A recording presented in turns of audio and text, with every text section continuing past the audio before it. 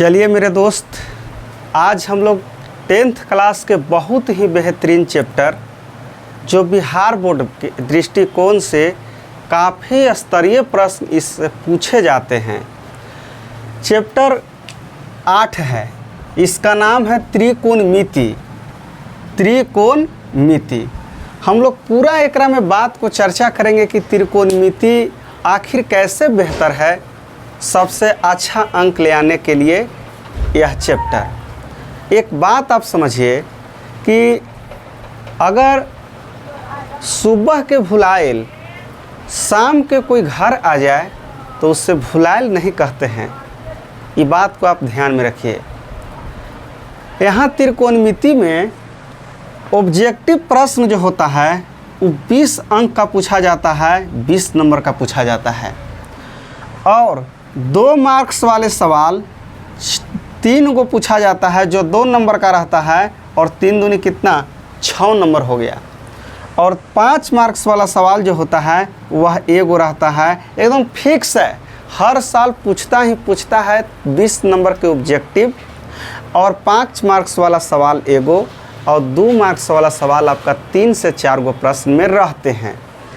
अब कुल टोटल हम जोड़ते हैं तो 31 अंक का ये चैप्टर है त्रिकोणमिति, और बिहार बोर्ड में पास करने के लिए 30 अंक चाहिए, केवल और केवल 30 अंक चाहिए।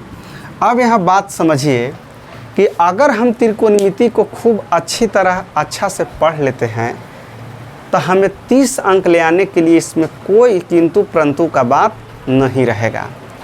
और यही नहीं, आप मैट्रिक पास करके आप 11 में जाइएगा, 12 में जाइएगा, आईएससी में जाइएगा, बीएससी में जाइएगा, तो फिर भी आपको त्रिकोणमिति बहुत बेहतरीन रूप से, गहराई रूप से पढ़ना है। यानी त्रिकोणमिति जो है से पूरे समुद्र की तरह है। और एक बात समझिए मेरे दोस्त, त्रिकोणमिति बहुत आसान होता है, इसको आप अगर गंभीरता से दिल से समझिएगा तब।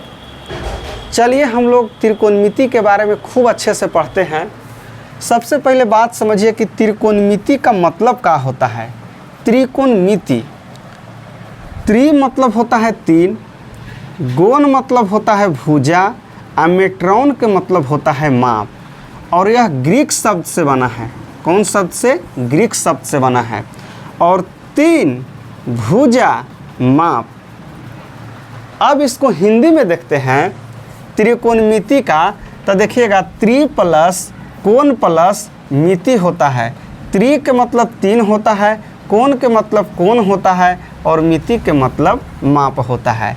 अब यहाँ समझिएगा मेरे दोस्त कि जिस आकृति में, बात समझिएगा यहाँ कि 3 भुजा की माप और 3 कोण की माप कौन से आकृति में जानते हैं, तो हम लोग पढ़े हैं कि 3 गो कोण और 3 गो भुजा त्रिभुज में होते हैं। त्रिभुज में होते हैं। हम लोग पढ़े हैं कि यहाँ पर 3 गो कोण होता है और 3 गो क्या होता है? भुजा होता है।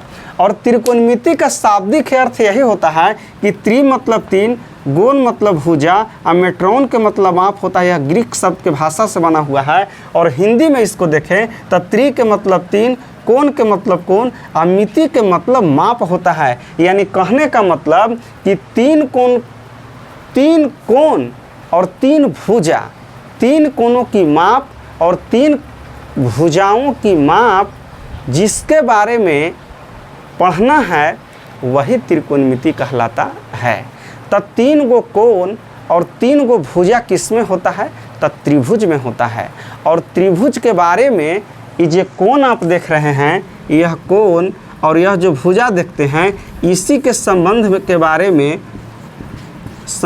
बारे में त्रिकोणमिति में पढ़ना है। यानी हम त्रिकोणमिति को कह सकते हैं कि 3 कोणों की माप और 3 भुजाओं की माप के संबंधों के बारे में हम लोग त्रिकोणमिति चैप्टर में पढ़ते हैं। अब हम लोग सीखते हैं कि त्रिकोणमिति किसे कहते हैं और त्रिकोणमिति क्या है।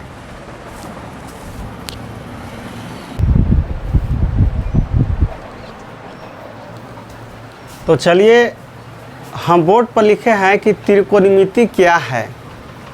यहाँ देखिए त्रिकोणमिति। त्रिकोणमिति गणित की वह भाग है जिसमें हम लोग त्रिभुज के कोणों और भुजाओं के बीच संबंधों के बारे में पढ़ते हैं, अध्ययन करते हैं, त्रिकोणमिति कहलाता है। यानी बात को आप समझिए, त्रिकोणमिति गणित की वह भाग है, यानी कहने का मतलब कि अगर पूरा मैथ 100% है तो इसमें से कम त्रिकोणमिति पूरा मैथ में 30% है।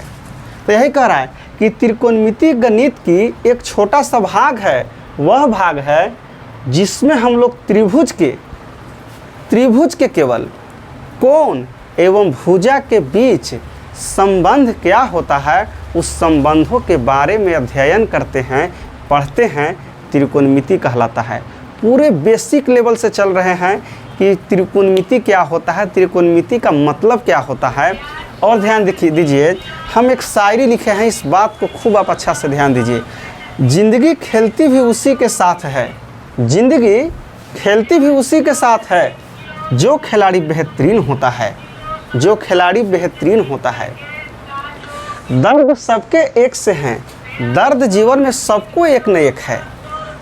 हौसले सबके अलग अलग हैं और दर्द सबको एक ज़रूर होता है, लेकिन हौसला सबको अपना अपना अलग होता है। और कोई हताश होकर बिखर जाता है तो कोई मेहनत करके निखर जाता है। यही लिखा हुआ है दोस्त कि ज़िंदगी खेलती भी उसी के साथ है, जो खिलाड़ी बेहतरीन होता है। दर्द सबके एक हैं, दर्द किसको नहीं एक है, मगर हौसले सबके अलग अलग होते हैं। कोई हताश होकर बिखर जाता है तो कोई संघर्ष करके निखर जाता है। तो हम लोग के निखर जाना है, यानी त्रिकोणमिति को आप खूब बढ़िया से बेसिक लेवल से जो पढ़ाते हैं उसको आप पढ़ लेंगे तो कभी दिक्कत नहीं होगा।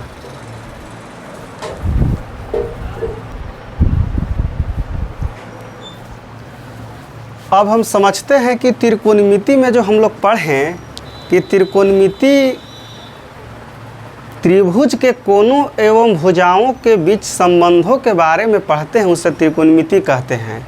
तो हम लोग पूरा कोण के बारे में पढ़ लेंगे कि कोण कितने होते हैं, कई प्रकार के कोण होता है, किसका कितना मान होता है, और इस सब पूरा बेसिक लेवल से पढ़ेंगे तो हम लोग के अच्छा रहेगा।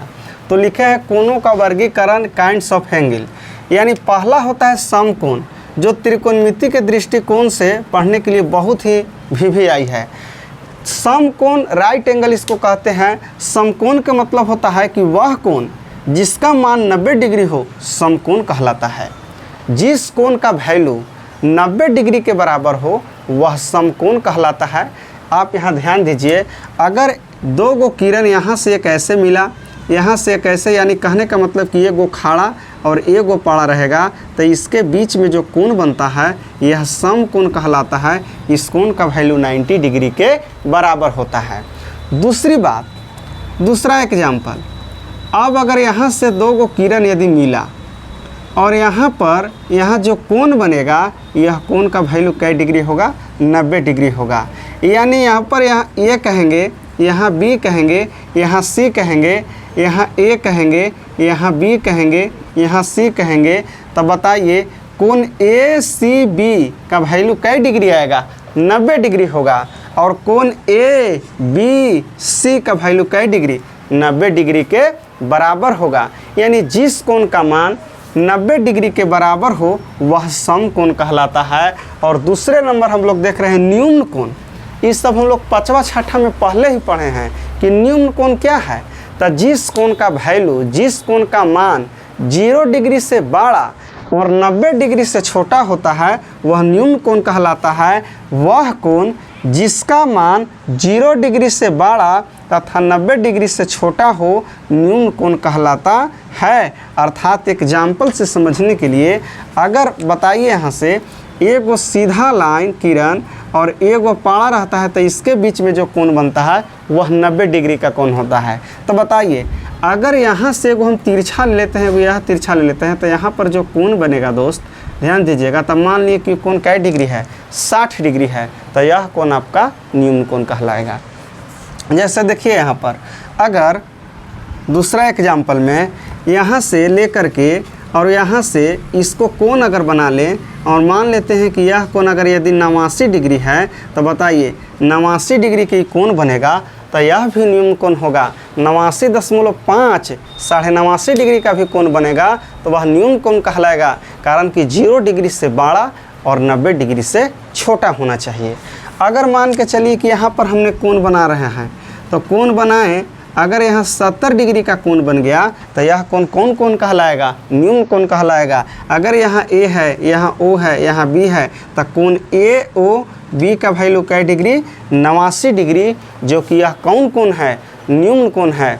इसीलिए यहाँ पर लिखे हैं कि वह कोण जिसका मान 0 डिग्री से बड़ा तथा 90 डिग्री से छोटा हो न्यून कोण कहलाता है। और सब कोण को हम लोग बारी बारी से पढ़ते हैं, पूरा कोण को समझ लेंगे, बेसिक अच्छा रहेगा तो मजबूती से हम लोग त्रिकोणमिति को सीख सकते हैं।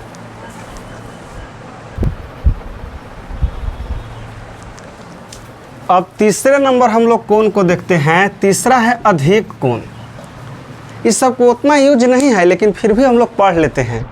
अधिक कोण वह कोण जो 90 डिग्री से बड़ा हो, 90 डिग्री से बड़ा हो और 180 डिग्री से छोटा हो, अधिक कोण कहलाता है। यानी कहने का मतलब समझिए कि अगर 90 डिग्री तो यहाँ से लेकर के इससे कोण बनता है तो यह 90 डिग्री के बराबर होता है, लेकिन 90 डिग्री से बड़ा कह रहा है तो मान लेते हैं कि यहाँ से देखिए एक किरण ही है और यह जो किरण है सीधा लाइन खींचेंगे, यहाँ से स्ट्रेट लाइन, ध्यान दीजिएगा, सीधा लाइन खींचेंगे तब न होगा 90 डिग्री के बराबर।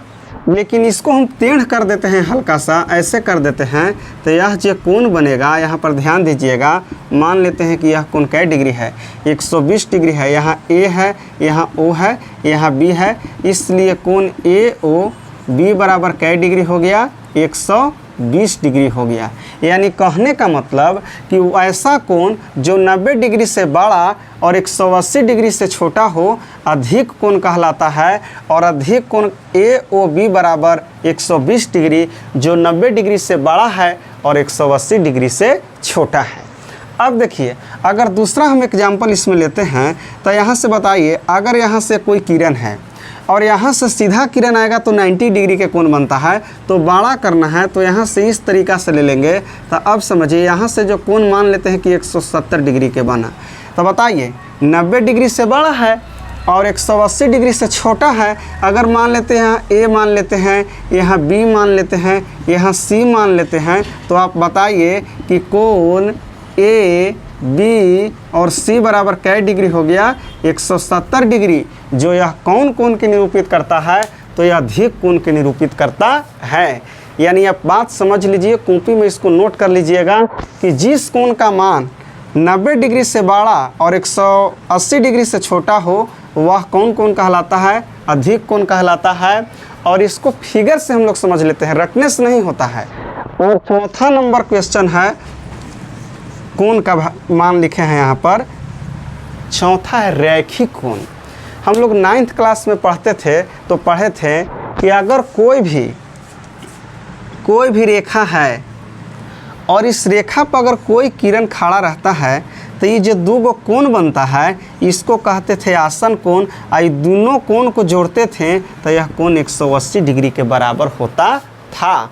यानी कहने का मतलब कि अगर कोई भी रेखा पर कोई किरण खड़ा रहता है तब बना दो कोणों का योगफल 180 डिग्री होता है। यानी कहने का मतलब यहाँ है कि यह पूरा जो सीधा लाइन होता है यहाँ से यहाँ तक, यह 180 डिग्री के बराबर होता है।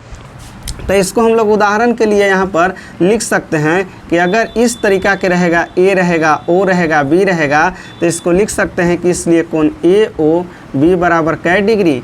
180 डिग्री। यानी जो कोण का वैल्यू 180 डिग्री रहता है वह कोण बताइए कौन कोण कहलाता है? रैखिक कोण कहलाता है। अब इसको एग्जाम्पल में समझने के लिए हम बताएं कि हम लोग पढ़ते थे कि कोई भी रेखा पर कोई किरण खड़ा रहता है तो ये दोनों कोण का वैल्यू 180 डिग्री होता था। लेकिन काहे 180 डिग्री होता था, ये बात समझिए। ये दुबाना दो आसन कोण इसको कहते हैं। और इधर वाला पूरा तो ये पूरा यहाँ से यहाँ तक हो जाता है, इसका वैल्यू 180 डिग्री होता है। तो ये होता है कौन कोण? रैखिक कोण होता है, यह पूरा होता है। तो यही लिखे हैं कि वह कोण जिसका मान 180 डिग्री के बराबर हो रैखिक कोण कहलाता है। इसलिए कोण ए ओ बी बराबर 180 80 डिग्री। और उम्मीद करते हैं कि यह भी कोण आप सीख गए। और अगले नंबर कोण पर हम लोग ध्यान देते हैं कि 5वें नंबर कोण क्या होता है। अब 5वें नंबर कोण पर हम लोग ध्यान देते हैं, इसको नाम है प्रतिवर्ती कोण। प्रतिवर्ती कोण, रिफ्लेक्स एंगल, वह कोण जिसका मान 180 डिग्री से बड़ा और 360 डिग्री से छोटा हो, प्रतिवर्ती कोण कहलाता है। यानी बात समझना है कि यहाँ से एक किरण, यहाँ से एक किरण रहता है तो यह 90 डिग्री का कोण बनता है। फिर दूसरा का देखें कि अगर यहाँ से पूरा अगर कोण बनता है AOB, तो इसका वैल्यू होता है कोण AOB बराबर 180 डिग्री। और यह कोण कौन कौन कहलाता है, बात को समझिए। सबसे पहले एक बात समझिए कि कोण को ऐसे सूचित करते हैं। और अगर यहाँ पर मान के चलिए कि A है, O है, B है, तो यहाँ से लिख सकते हैं कि कोण का चिन्ह से होता है A, जो बीच में रहता है कोण OB बराबर कै डिग्री होगा, 90 डिग्री होगा। अगर कोण AOB बराबर रहता है तो ये बताइए इसका पूरा का वैल्यू कितना होता है, तो 180 डिग्री होता है। अभी जस्ट हम लोग पीछे पढ़ें कि कोई भी रेखा पर कोई किरण खड़ा रहता है, कोई भी रेखा पर कोई किरण खड़ा रहता है तो बना दो आसन कोणों का वैल्यू 180 डिग्री के बराबर होता है। और यहाँ से यह पूरा, यानी कहने का मतलब कि जो पूरा वैल्यू होता है यह 180 डिग्री के बराबर होता है। इसको बोलते हैं एक रेखीय कोण, रैखिक कोण इसको बोलते हैं। अब बताइए यहाँ कोण AOB यानी पूरा यहाँ से यहाँ तक रहेगा तो इसका वैल्यू कै डिग्री के बराबर होता है, 180 डिग्री के बराबर होता है। अब प्रतिवर्ती कोण को आप समझ जाइएगा इतना बात से। अब यहाँ से देखिए, अगर यहाँ से एक हम यहाँ से लेते हैं यहाँ रेखा, बात समझिएगा। अगर यहाँ से यहाँ तक पूरा अगर जो सीधा लाइन पर रहता है तो 180 डिग्री होता है। तो अगर इसको हम तिरछा कर देंगे यहाँ से, तो बताइए यहाँ से यहाँ तक जो कोण बनेगा तो ये पूरा सीधा पर जो कोण रहता है वो यहाँ 180 डिग्री के बराबर होता है।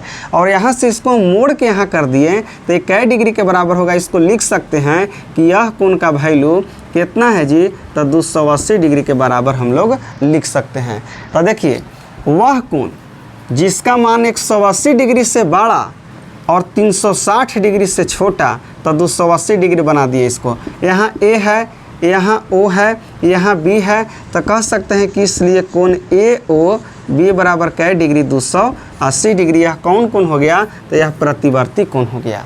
अब बात समझिए, दूसरा एग्जाम्पल ले सकते हैं कि अगर यहाँ से यहाँ तक ऐसे रहेगा तो यहाँ से यहाँ तक बताइए अगर हम लिख देते हैं 320 डिग्री, तो यह कौन कोण हो जाएगा, यानी ACB लिख सकते हैं कि कोण ACB बराबर 320 डिग्री, जो प्रतिवर्ती कोण का वैल्यू है। यानी उदाहरण आप लिख सकते हैं, यह पहला है, यह दूसरा है, कॉपी में सेट करके कि प्रतिवर्ती कोण का वैल्यू 180 डिग्री से बड़ा और 360 डिग्री से छोटा होते हैं। यानी कहने का मतलब कि यह जो एक खड़ा रहता है, एक पड़ा रहता है, ये 90 डिग्री रहता है और यहाँ से यहाँ सीधा रहता है या 180 डिग्री रहता है। तो इसको यहाँ से मोड़ दिए हैं, तो ये बताइए सीधा रहता था ना 180, या मोड़ दिए तो यह कै डिग्री के बराबर, 280 डिग्री के बराबर या 270 डिग्री के बराबर या 300 के बराबर कह सकते हैं। और यहाँ बात समझिएगा, इसको लिखे हैं 320 डिग्री, यानी यहाँ से यहाँ तक आ गया। अब एक और उदाहरण दे देते हैं तो समझिएगा। अगर यहाँ से यहाँ तक ऐसे हम कर दे तो यह कोण का वैल्यू लिख सकते हैं कै डिग्री, 370 डिग्री लिख सकते हैं, कारण कि 10 डिग्री नहीं, छोटा एकदम कम है, इसलिए 370 डिग्री होगा। अब मेन फिगर समझना होता है।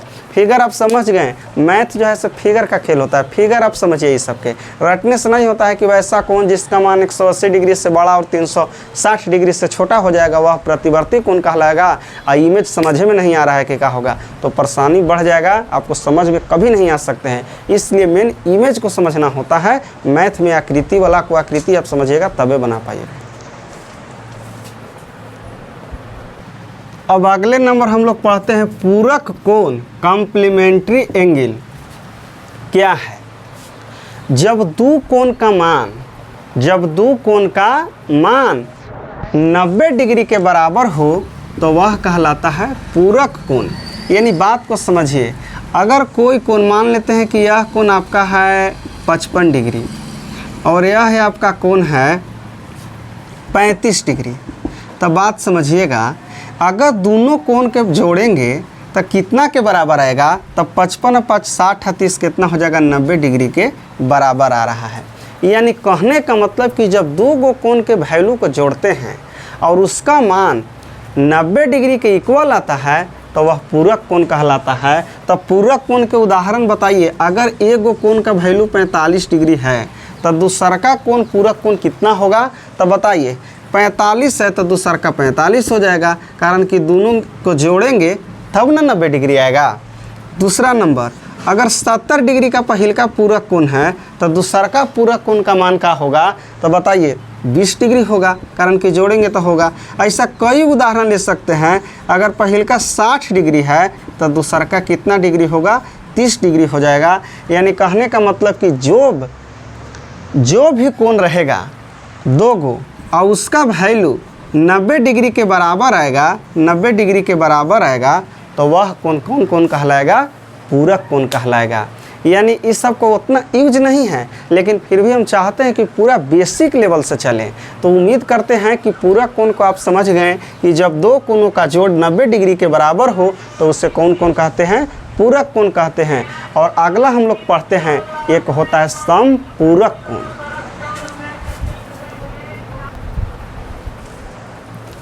अब हम लोग लास्ट कोण को पढ़ते हैं, समपूरक कोण। समपूरक कोण क्या होता है? अब बात यहाँ समझिए, सम कोण के मतलब होता है 90 डिग्री। अब पूरक कोणों का होता है, अभी जस्ट पढ़ें कि जब दो कोणों का वैल्यू 90 डिग्री के बराबर हो तो उसका कौन कोण कहते हैं? पूरक कोण कहते हैं। तो सम कोण अब पूरक कोण, तो 90 और 90 कितना हो जाएगा? 180। तो बताइए समपूरक कोण यानी जब दो कोणों का योग 180 डिग्री के बराबर हो तो वह समपूरक कोण कहलाता है। यहाँ इसे समझिए, सम तो सम मतलब होता है 90 डिग्री, सम कोण के मतलब। अब पूरक कोण अभी पढ़े कि दो कोणों का योग 90 डिग्री के बराबर, तो दोनों के जोड़ देंगे तो क्या हो जाएगा? 180 डिग्री होगा।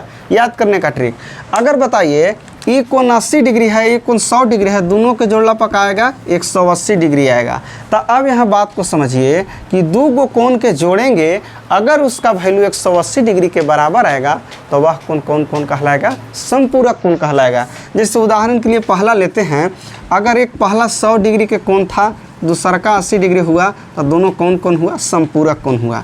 दूसरा नंबर, अगर एगो 160 डिग्री का कोण है तो दूसरा का 20 डिग्री के कोण होगा, तब कौन कोण कहलाएगा? समपूरक कोण। यानी कहने का मतलब कि दोनों कोण के जोड़ेंगे तो वैल्यू कितना के? 180 डिग्री के बराबर आना चाहिए, तो वह समपूरक कोण कहलाता है।